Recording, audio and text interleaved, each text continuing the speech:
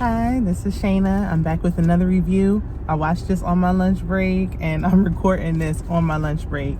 This is Love and Hip Hop Atlanta and we're just going to get right into it. So this is the second episode of the second half of the last season. And we pick up at the dinner. Mita just spilled the tea that she's been sleeping with Joc for years.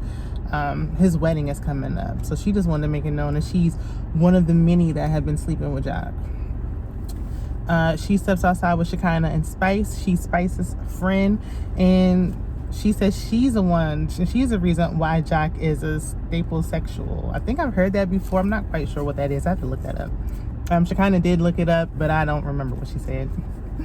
So we move on to Rasheed and Kirk. They have 3 press locations now. They said the restaurant is doing well. Businesses are booming. One thing they're going to do is get their coin. That's why Rasheed is very good friends with Candy and Money Making Burris, because they're about their money. So Rasheeda says she's going to stay out of Joc's business. She's not getting involved with that. At this point, everyone's on the fence if they're going to tell Joc's fiance or not. Rasheeda said she's not. So her mom walks in and she says she wants Rasheeda to talk to her father. And so that seems like that's going to be her storyline for the season. I know she's been kind of running out of things to talk about and she's been using her family a lot lately. But it does seem like she legitimately has a strained relationship with her absentee father. So, curious to see how that is, even though I think Rasheeda's time has actually run its course. But we'll see how this goes this season. So Joc meets with one of his children's mothers, Cena, who was in previous seasons before, to discuss his fiance and the wedding. And she was just saying it was wrong for her to find out about his wedding this way. Not only has he not been around and not co-parenting, but she had to hear from his fiance in a DM on Instagram that he was getting married. She had no knowledge, and the fiance asked if the children could be in the wedding. So I'm actually with Cena on this one. Everyone's saying, she still loves him and that's why she's feeling the way. I shouldn't have to hear from your fiance that you want our children to be in your wedding. I should be hearing that from you. So he takes some accountability in his confessional, says he hasn't been around, he's been so busy. But like Cena says, she works, she's busy as well, she still takes care of the children. So a lot of times some men and some women use that as an excuse. I was busy, this and that. That does not stop your number one responsibility, which is parenting. So she tells him he needs to do better. He's not doing what he needs to do as far as co-parenting, and they're not even going to be home during his wedding. She's going to California to see her mother. We move on to Yandy and Mendices, and Yandy said everything is perfect in Atlanta.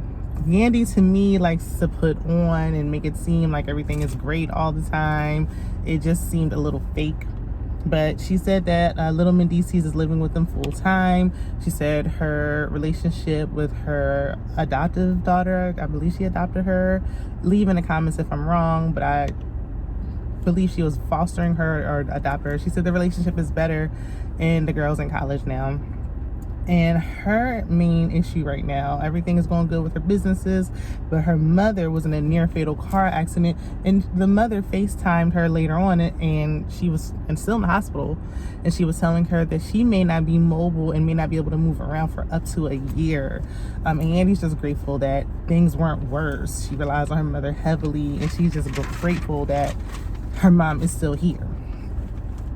So Spice is going on tour. She's performing with Shaggy, and she's nervous about this Grammy nomination. Mita is the one who put in the nomination for her. She's just really thinking about it. This is her 10th album, and so she's really hoping that everything goes well with the Grammys. So they move on, and Spice asks if Mita knew about Kendra, which is Joc's fiance. Mita said no. And Spice said, you never saw her on TV? How did you not know about her? Because Mita said, I was in New York. He's in Atlanta, so how would I have known? And Spice said, you don't watch TV?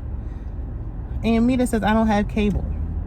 Girl, you don't have to have... Now, we know most people don't have cable these days. A lot of people still I don't even have cable, yet I find ways to still watch this episode. You have YouTube, you have the internet. I'm sure you've heard of it, or people who just know that you've been messing with Joc for all these years have told you. There's no way she's never heard of Kendra.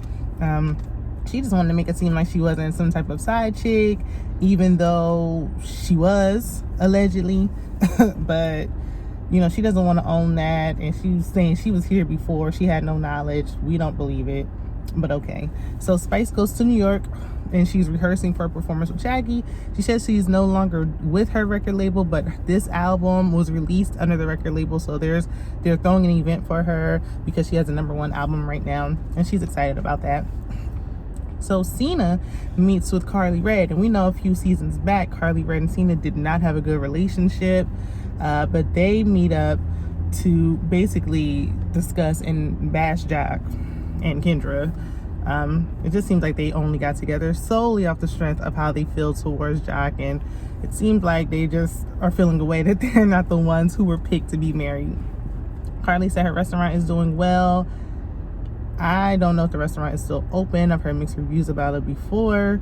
I wish you would spend more time talking about that and less time talking about Joc, because that's all Carly Red is really talking about. I can understand Cena more so. They have children together. I really don't understand why Carly Red isn't just moving on at this point.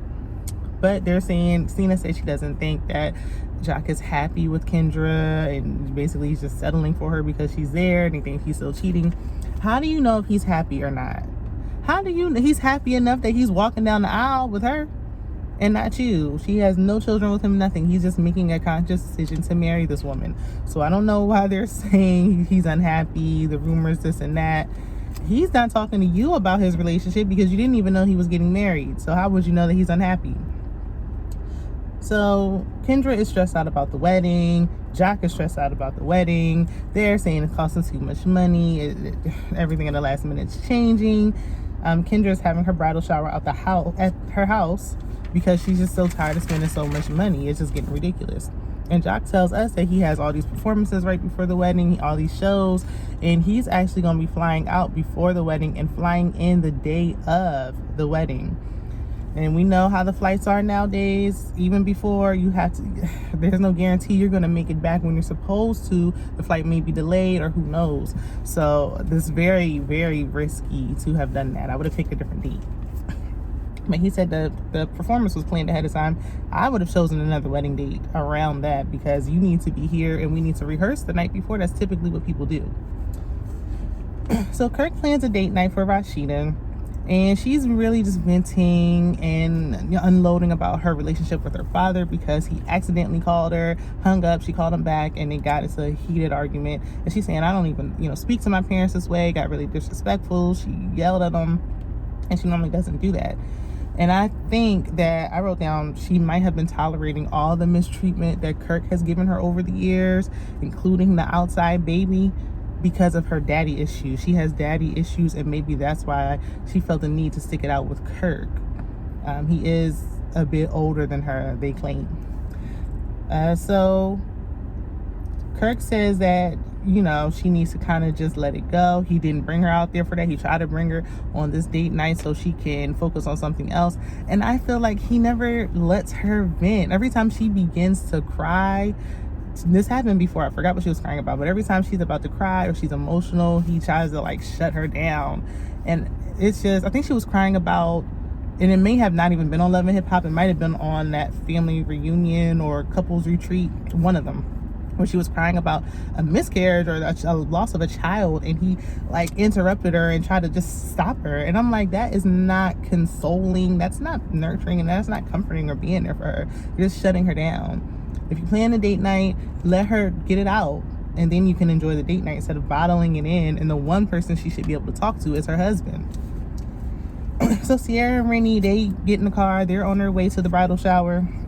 Rennie doesn't know anybody, so she kind of met some of them at her performance last week. So Sierra's going to really formally introduce her to all the girls at the bridal shower. And they're talking about what happened with Joc and Kendra, because they're going to the bridal shower, and Sierra's really stressed. She doesn't know if she should tell Kendra about what happened, because she's a part of the bridal shower, and no one knows why, because it doesn't seem like they even know each other all that well. But she is in the bridal shower. It seems like Kendra just wants people to be in her wedding. I don't know, I guess they became good friends, but she's a part of the bridal shower. She doesn't even know if Nita is telling the truth. She doesn't know what she should do. Rennie saying, hey, would you want to know? And she said, yeah, I would want to know, and I would probably still marry him anyway.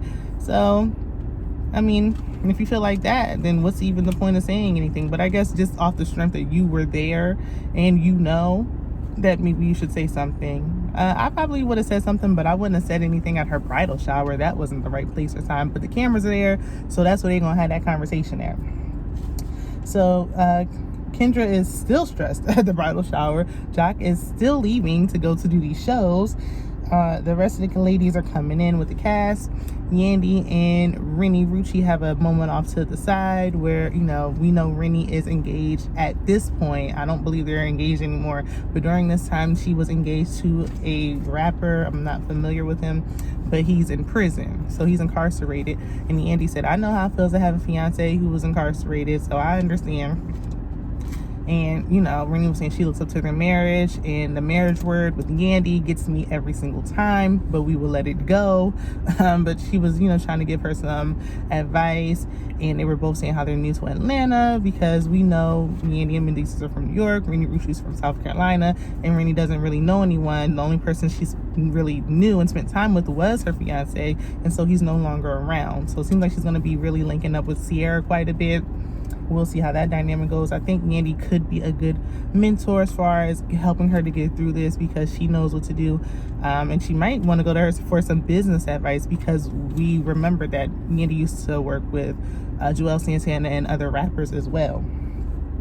So after they get done doing that, Sierra interrupts, and it's redundant at this point that we keep saying she's scared to tell Kendra. She doesn't know what she should do. It's upsetting her stomach. Girl, just tell her so we can move on. She's still gonna marry the man. I mean, goodness.